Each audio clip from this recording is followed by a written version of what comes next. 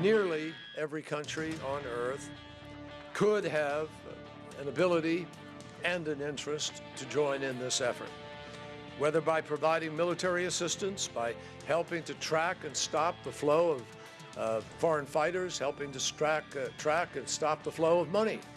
That was U.S. Secretary of State John Kerry in Iraq seeking support for the Obama administration's latest strategy to combat Islamic State. Well, joining us now from Baghdad is Iraq's former National Security Advisor, Mowaffak al-Rubaie. Dr. al-Rubaie, thanks for joining us. There we have U.S. Secretary of State John Kerry calling for an even bigger coalition to take on Islamic State. President Obama has laid out his plan to combat this group. What did you make of his strategy?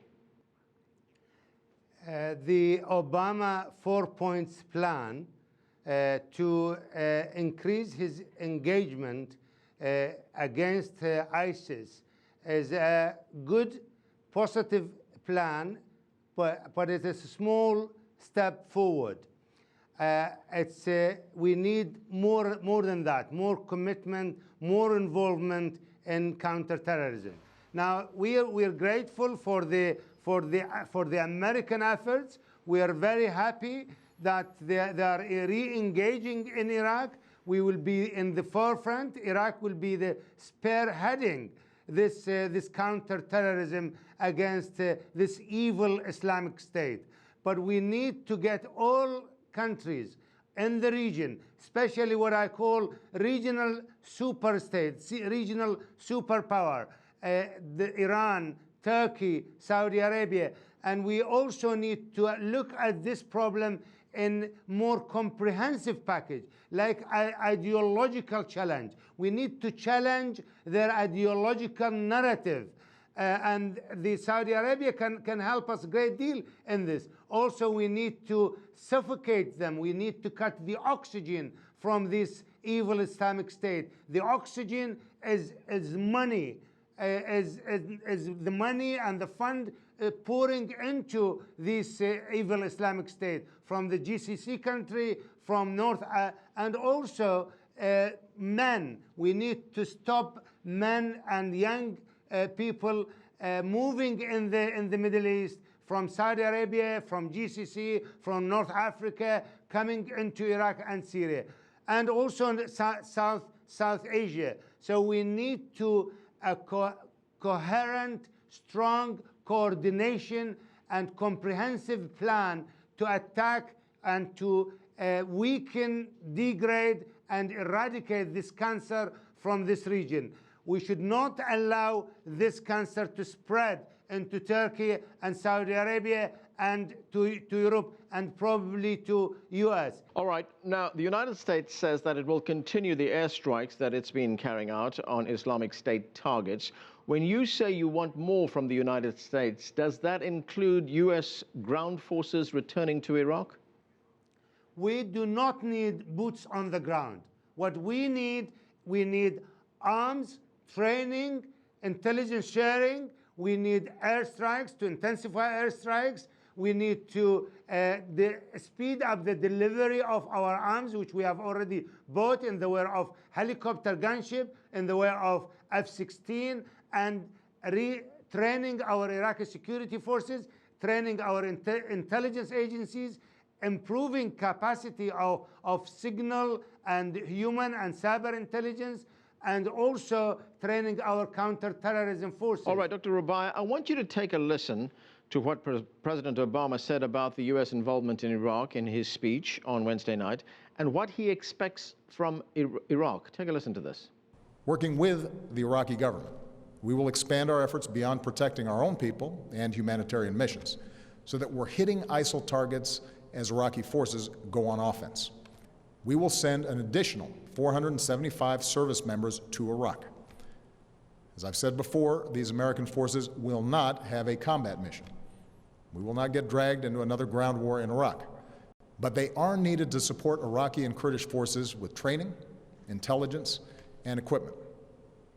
We'll also support Iraq's efforts to stand up National Guard units to help Sunni communities secure their own freedom from ISIL's control.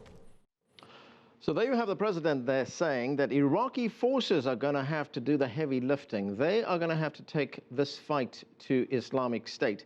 Are Iraqi forces capable of doing that? Because the record so far is not very good. If we look at what has happened in the last few months, 800 Islamic State fighters took on Mosul when it was held by something like 30,000 Iraqi forces.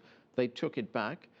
They had Kurdish Peshmerga forces on the run as well. So are Iraqi forces up to this task?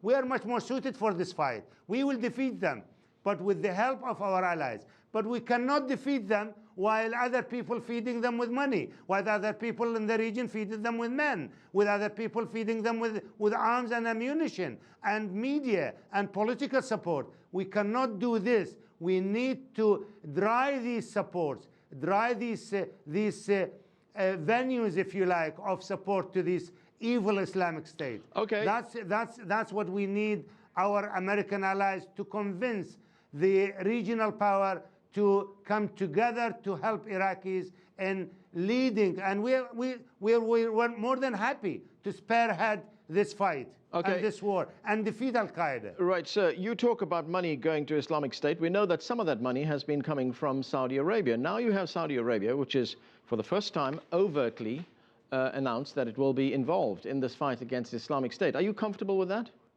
We're very happy with the development of this progress in the Saudi policy.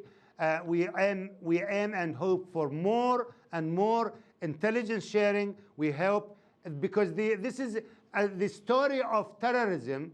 The first chapter starts in Saudi. The ideological challenge starts in Saudis, and the last chapter, the execution and the car bombs and the suicide bombers, the last chapter is in Iraq and Syria. So we need to combine the two chapters. We need full unreserved cooperation from the Saudi government. And this is very important. And I believe we need to bring into the table as well the Turks. The Turks are reluctant because of the 47 hostages the Islamic State has taken them, the Turks, in Mosul. Right. And they should not shy away from this. Right. They should get involved. Otherwise, we will see the car bombs in Ankara and Istanbul in a very short period of time. Okay, so you mentioned the Turks, you mentioned the Saudi Arabians, you mentioned the Iranians. What about the Syrians? I honestly believe that I'm also encouraged by the decision of President Obama that he is considering seriously of hitting airstrike, hitting ISIS, this Islamic State in Syria as well. And I expect, I can tell you, I expect in a very short period of time, you will see some intelligence cooperation, and because they will need spotters on the ground. These airstrikes, they need spotters on the ground. And these spotters are going to be probably the Syrian Arab Army and also some of the armed group who are opposing President Assad government. So the Americans need to strike a very fine line of hitting Al-Qaeda, ISIS, and also coordinating and finding a peaceful solution for the Syrian conflict. The Syrian conflict, like any other conflict, the security solution is not a solution. Okay. The peaceful, and bring the opposition and the government of Syria together with a solution of a transitional period of probably 5 years or more. All right. Well, the fighting is just about to get a lot more intense in Iraq. It's about to get a lot more bloody. Do you really believe that IS, Islamic State, can be defeated? Because as you pointed out at the outset of this interview, you're not just fighting people here, you're fighting an ideology.